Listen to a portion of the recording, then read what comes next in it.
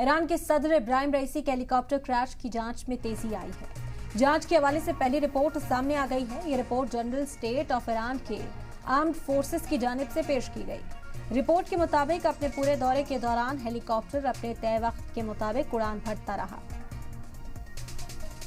तो ये रिपोर्ट सामने आई। आपको बता दें कि जांच इस मामले में तेज होती हुई नजर आ रही है। ईरान के सदर इब्राहिम रईसी के हेलीकॉप्टर क्रैश की जांच तेज हो गई है।